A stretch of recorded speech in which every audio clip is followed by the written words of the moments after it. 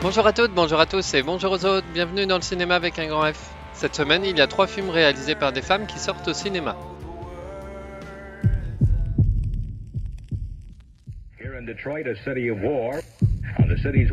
Le premier dont nous allons parler est Détroit, un drame historique américain de la réalisatrice Kathryn Bigelow.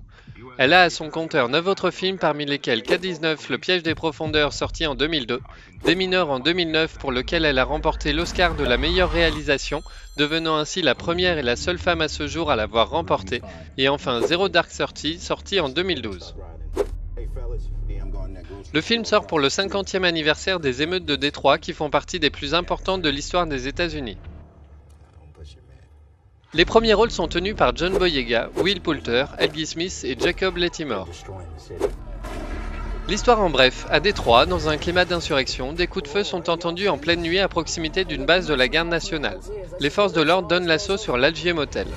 Bafouant les procédures, les policiers soumettent des clients de l'hôtel à un interrogatoire violent pour leur soutirer des aveux.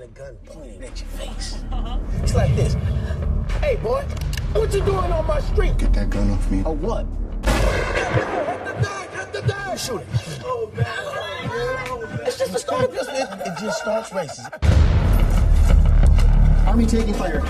Shots fired. We're the Algiers Motel. Hey, y'all, there's a bunch of police outside right now.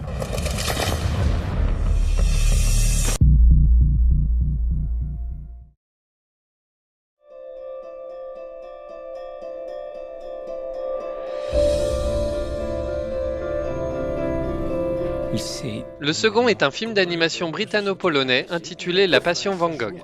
Le film a été réalisé par le duo Hugh Welshman et la peintre Dorota Kobiela. Il s'agit pour elle de son premier film. Parmi le casting vocal, on retrouve Douglas Booth, Jerome Flynn et Saoirse Ronan pour la version originale, et pour la version française, Pierre Ninet, Gabriel Ledoz et Chloé Berthier. Le long métrage a la particularité d'avoir entièrement été peint à la main. D'abord tourné en prise de vue réelle, il aura fallu 90 artistes pour peindre plus de 62 000 images qui constituent le film. Lors du festival du film d'animation d'Annecy, il a été récompensé par le prix du jury.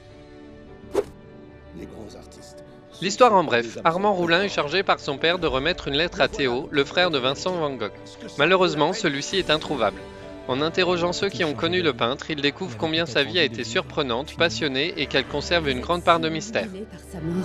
Mais que savez-vous de sa vie? Et toi, t'as fait quoi pour Vincent? Je voudrais montrer par mon travail ce qu'il y a dans le cœur d'un tel original.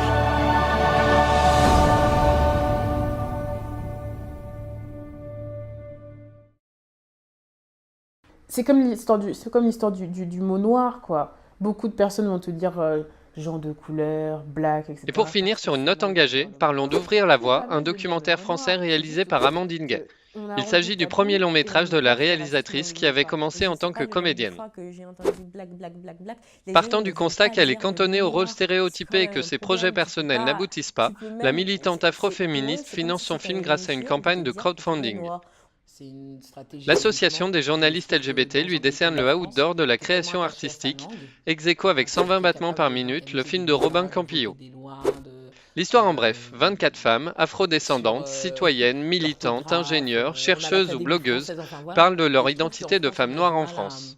Il y est notamment question d'intersectionnalité, d'art, de la pluralité des parcours de vie et de la nécessité de se réapproprier l'espace de parole. Ça participe de ça. Ça, c'est le truc, je rectifie à tout le monde. Si tu me dis black, je dis noir. Tu veux dire noir? Oui, je suis noire. Vous pouvez retrouver les bandes annonces complètes en lien dans la description. C'est tout pour cette semaine, rendez-vous mercredi prochain. J'espère que cette vidéo vous a plu, n'hésitez pas à l'aimer, la partager, vous abonner, nous suivre sur Facebook ou Twitter et bien sûr, allez voir les films.